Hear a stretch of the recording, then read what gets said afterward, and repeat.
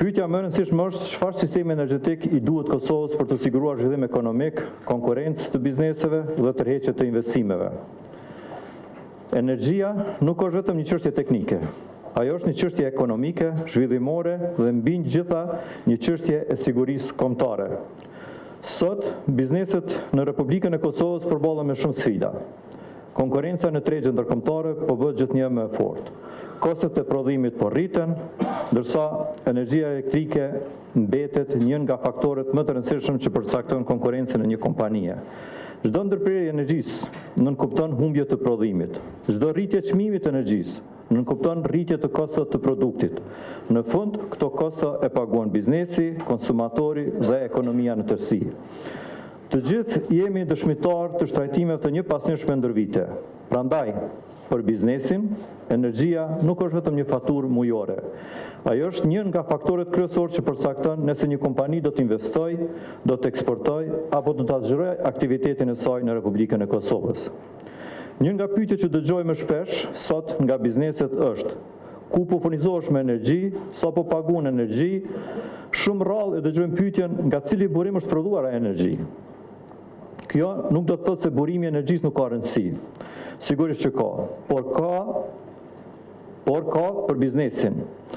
Prioritet është që energjia të jetë e disponueshme, e sigurt dhe me një çmim konkurrues.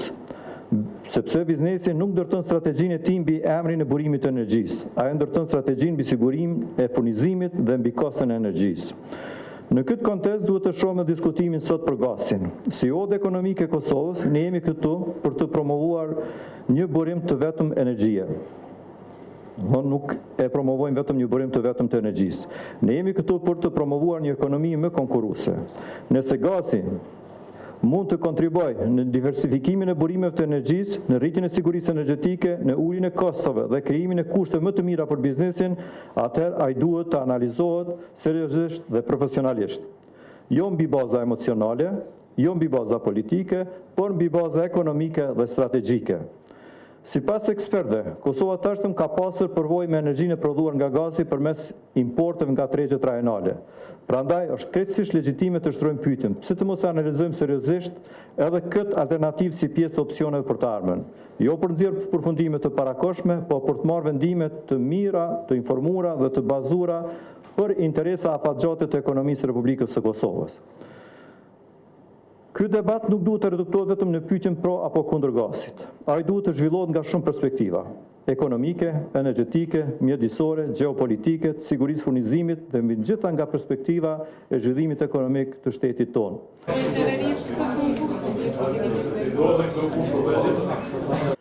U tha këtu me drejtë se tema që na ka mbledh sot nuk ka të bëjë vetëm me gazin. Por në esencë ka të bëjë me të ardhmen energjetike të Kosovës. Energjia sot është një nga faktorët kryesor që përcakton konkurrentësinë e ekonomisë, aftësinë për të tërhequr investime, zhvillimin industrial dhe mirëqenien e qytetarëve.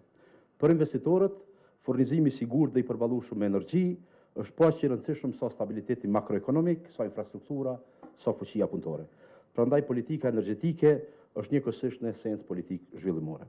Në vitet e fundit, Kosova ka bërë disa hapa të rëndësishëm përmes miratimit të strategjisë energjisë, me theks veçantë në promovimin e zhvillimit burimeve të rinovueshme dhe përmirësimin e eficiencës energjisë. Ky orientim është i drejtë dhe duhet vazhdojë, megjithatë zbatimi i strategjisë ka ecur më ngadalë se sa ishte parapar, ndërsa një pjesë e konsiderueshme e investimeve dhe reformave të planifikuara mbeten ende për të realizuar.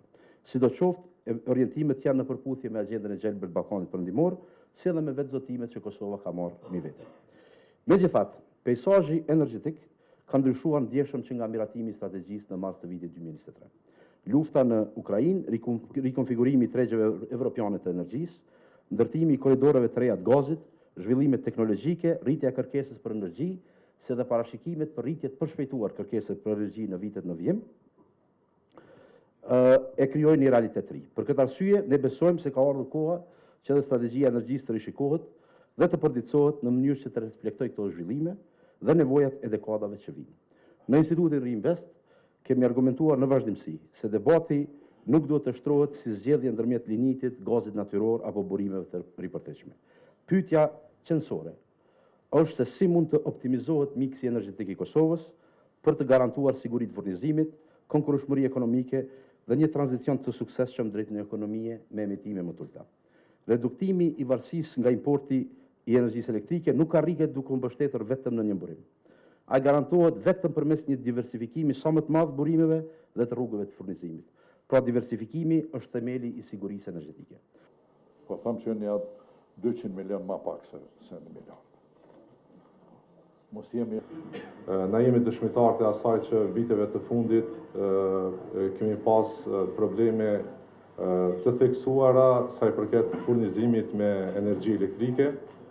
Madje kemi pas situata të tilla ku kostoja nuk është fol në tavolinat të prodhuesve se sa do të ketë paguhet vetëm të kemi energji elektrike.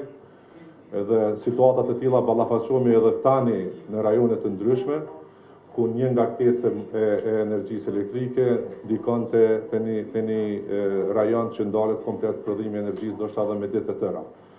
Prandaj është shumë e rëndësishme që ne të kontribuojmë që të largojmë varësinë vetëm nga një burim i energjisë elektrike.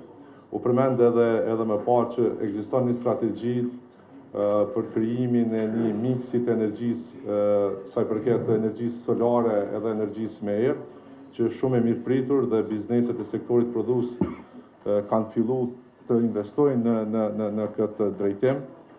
Mirë po, si temë e fundit që është përmend dhe sektori prodhues sidomos e din ndikimin e përdorimit të gazit në qëndrueshmërinë e energjisë në proceset e prodhimit që i përdorin. Për neve si sektor prodhues, domethënë e rëndësishme fillimisht është qëndrueshmëria. Kemi furnizim të rregullt të energjisë elektrike, dhe jo vetëm energjisë elektrike. Tash së fundimi, na jemi edhe dëshmitar të asaj që bizneset prodhuese kanë filluar me depërtu në tregun, sidomos tregun evropian, të eksport përmes eksport të produkteve të tyre. Dhe jemi do shumë shpejt dhe këtë vit një pjesë e industrisë ka filluar të ballafaqohet edhe me çështjen e taksës karbonit. Përveç kësaj edhe luhatjen e çmimeve shumë të mëdha në treg të energjisë elektrike. Domethënë janë tre faktorë të cilët në një formë e pamundësojnë një planifikim të mirë edhe të prodhimit edhe të ekspozimit të produkteve në tregun rajonal. Sa i përket furnizimit të sigurt të energjisë elektrike, për momentin aktualisht mbi 90% ne kemi vetëm një burim të energjisë elektrike, i cili është përmes KEK-ut, domethënë me bazë të ngjillin. Së fundmi kanë filluar, e përmenda edhe më parë, që të investohet në panele solare, tash edhe në bateri. Po ajo çka është rëndësishme edhe është temë që duhet përmendet nga ne sidomos nga prodhuesit është çështja e gazit. Sepse ekziston kum ulëm këtu dhe kum pa dokumente, përmendni edhe Albani, ka para fizibilitet për rastet e tilla ku na mundemi shumë lehtë përmes tubacionit të gazit me Shkupin, me bë ndërlidhjen e gazit direkt me Kosovën, konkretisht projekti bazë kryesor, domethënë Shkup, Ferizaj, Prishtinë. Nga kapacitetet tona energjetike për shkak infrastrukturës, nuk e di, nuk ka rastis me lexu akoma këto raporte. Kjo urgjenca është na me rastin e parë me pru lëng në Kosovë. Pikë. Në territor të Kosovës. Mundësia më e mirë edhe që e kemi në barë është ardhja në Kashani. Unë e lezet, unë do këtë i vogël e përmeni Kashanikun më revolucionar. Kështu që praktikisht, kjo është momenti kyç fort i dobishëm në kohë edhe në hapësim. Dyja të bashkë, që mund të ikë, mos mi thosë edhe 10 vjetë e ardhshme.